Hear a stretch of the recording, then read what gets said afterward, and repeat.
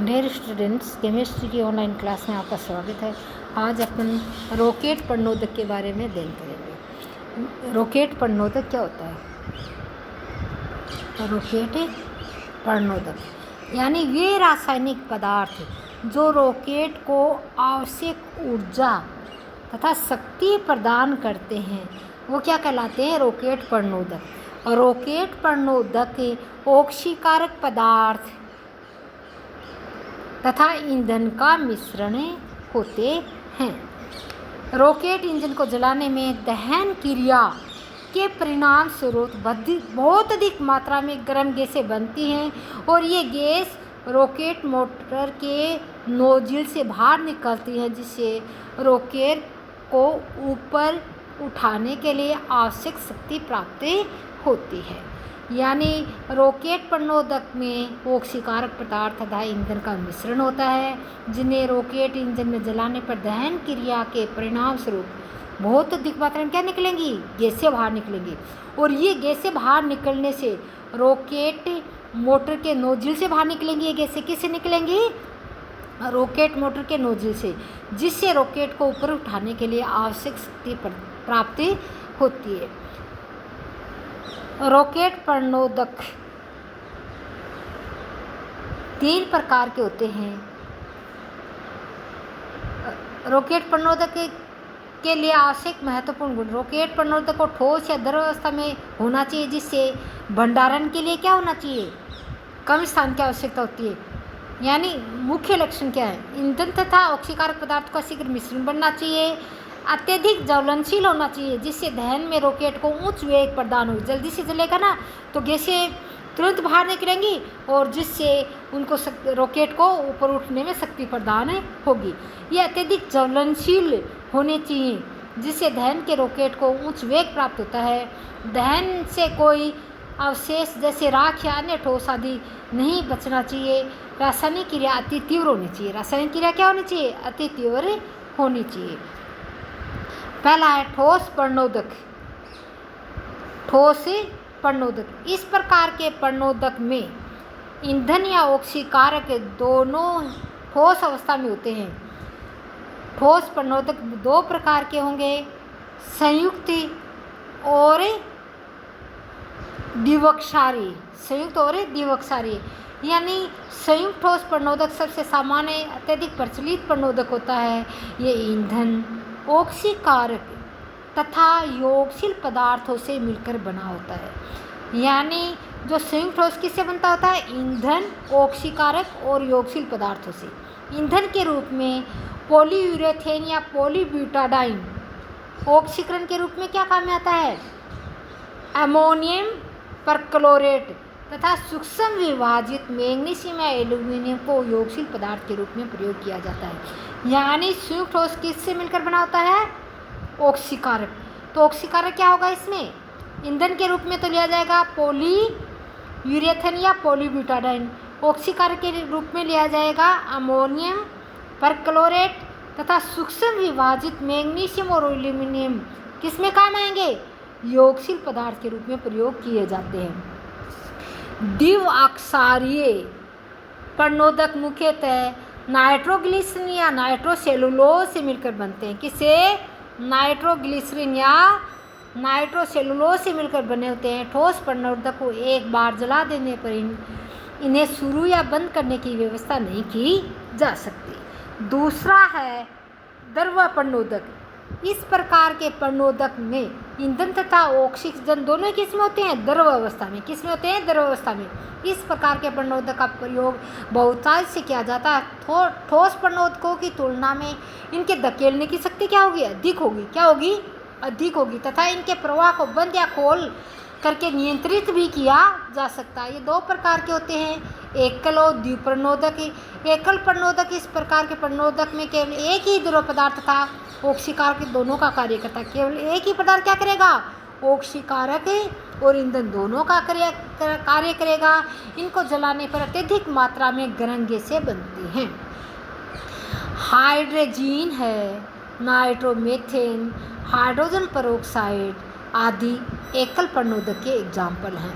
द्विप्रणोदक, इस प्रकार के प्रणोदक में दो द्रव्यों का मिश्रण होगा, जिसमें एक द्रव्य तो किसका कार्य करेगा, ईंधन का, और दूसरा द्रव्य किसका कार्य करेगा, ऑक्सीकारक का। किसका, ऑक्सीकारक का कार्य करेगा, ऑक्सीकारक का कार्य करेगा। एकल प्रणोदक में केवल एक ही पदार्थ ऑक्सीजन ईंधन दोनों का कार्य करता है, जबकि द्विप्रणोदक में दो प्रकार के द्रव्यों का मिश्रण होता है, जिसमें एक तो ईंधन का कार्य करेगा और दूसरा किसका कार्य करेगा, ऑक्सीकारक का कार्य करेगा, जिसमें एक द्रव्य ईंधन और दूसरा द्रव्य ऑक्सीकारक। ईंधन के रूप में केरोसिन तेल, अल्कोहल, हाइड्रोजन, द्रव्य हाइड्रोजन, या ऑक्सीकारक के रूप में द्रव्य ऑक्सीजन, द्रव्य नाइट्रोजन।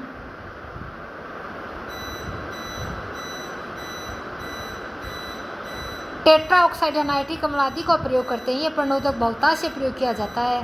संकरित अथवा मिश्रित प्रणोदक, इस प्रकार के प्रणोदक मुख्य रूप से ठोस ईंधन या द्रव ऑक्सीकारक का मिश्रण होते हैं, जैसे एक्रिलिक रबड़ ईंधन के रूप में काम में आता है, और द्रवित नाइट्रोजन टेट्रा ऑक्साइड ये ऑक्सीकारक के रूप में का मिश्रण, यानी एक्रिलिक रबड़ और द्रवित नाइट्रोजन टेट्रा ऑक्साइड का मिश्रण क्या होगा, ये ठोस ईंधन और द्रव ऑक्सीकारक का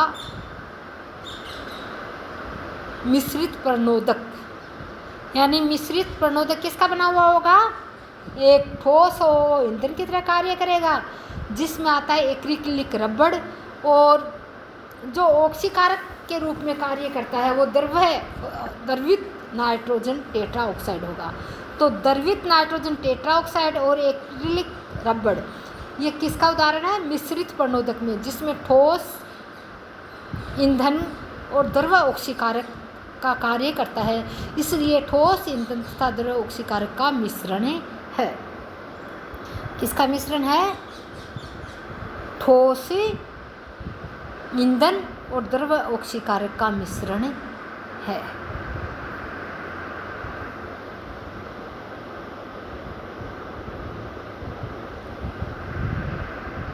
तो अभी आपको मैंने बताया था मिश्रित प्रणोदक।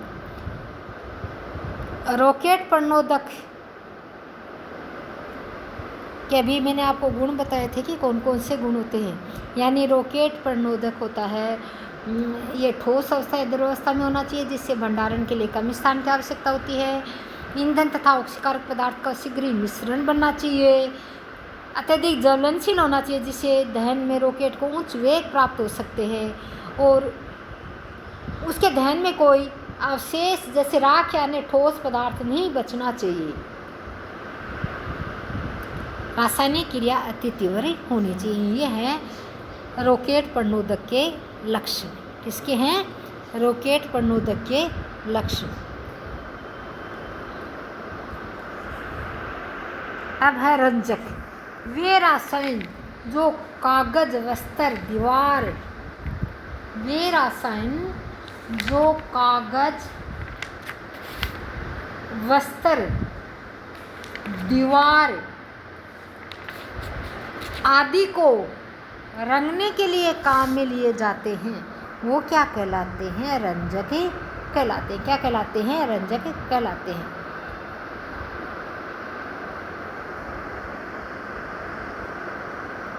रंजक रेशों या वस्तुओं को रंगने के लिए रंजकों को पेड़ पौधे या जैविक पदार्थों से प्राप्त किया जाता है।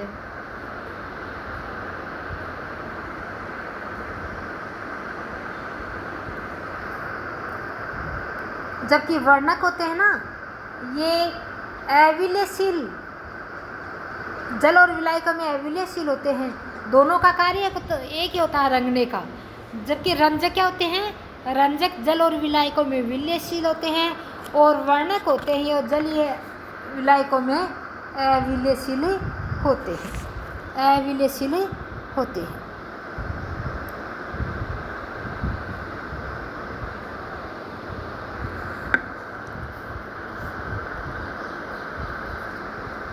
रंजक कार्बनिक यौगिकों में समानांतर रंग केवल तभी ही पाया जाता है जब उनमें कोई असंतृप्त या बहुबंध उपस्थित हो।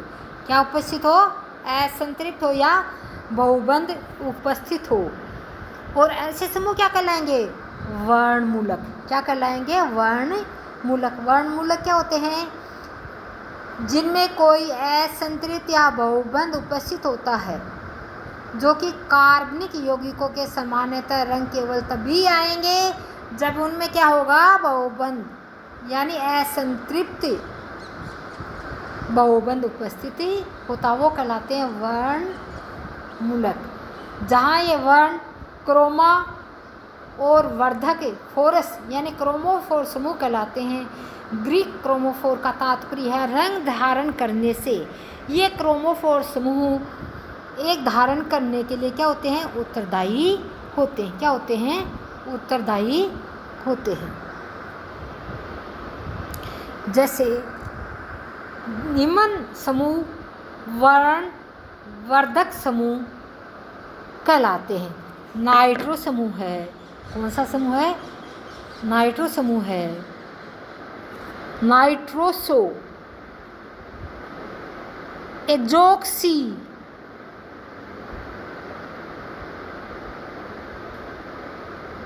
एजोक्सी समूह, एजो समूह, N double bond N, azo समूह, एजोक्सी समूह, नाइट्रोसो समूह, नाइट्रो समूह, कार्बोनिल समूह, एल्कीन समूह, एमीन समूह और फिनोपेरा क्यूनोइड समूह। पेरा क्यूनोइड समूह। ये सारे के सारे कौन से हैं? निम्न समूह वर्णवर्धक या क्रोमोफोर समूह होते हैं। क्या होते हैं ये? वर्णवर्धक या क्रोमोसोम के उदाहरण कौन से हैं?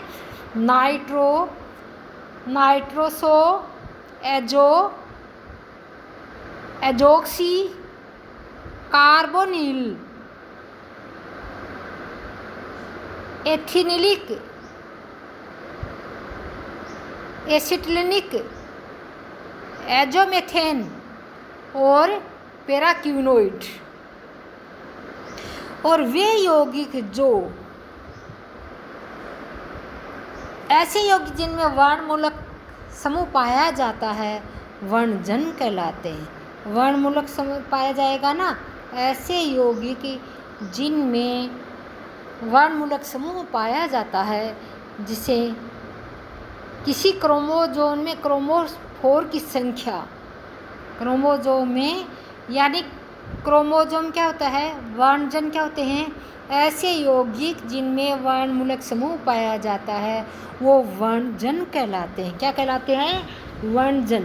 क्या कहलाते हैं? वर्णजन कहलाते हैं। क्रोमोजोम वर्णजन या क्रोमोजोम कहलाते हैं। किसी क्रोमोजोम में क्रोमोफोर की संख्या अगर जितनी अधिक होगी, रंग प्रदान करने की क्षमता उसकी उतनी ही अधिक होगी। कुछ क्रोमोफोर वर्णमूल जैसे NO, NO2, एंड आदि स्वयं ही रंग प्रदान करने में सक्षम होते हैं। जैसे नाइट्रोबेंजीन, इसका वर्णमूल क्या होगा? नाइट्रो, जो पीला रंग देता है। एजोबेंजीन, एजो समूह कौन सा है? N डबल बॉन्ड N समूह, ये लाल रंग देता है। ये स्वयं ही रंग प्रदान करेंगे। क्या करेंगे? ये स्वयं ही रंग प्रदान करेंगे। इस प्रकार से पॉलीइन C6H6, CH double bond CH का होल एन C6H5 में N के मान रंग परिवर्तित करते हैं। N बराबर 0, 1, 2, 3 होगा तो वो क्या होंगे? रंगहीन होंगे। N बराबर 3 होगा तो वो कैसा होगा? पीला होगा। N बराबर 5 होगा तो वो कैसा होगा? नारंगी होगा। N बराबर 7 होगा तो वो कैसा होगा? कॉपर ब्रोंज होगा।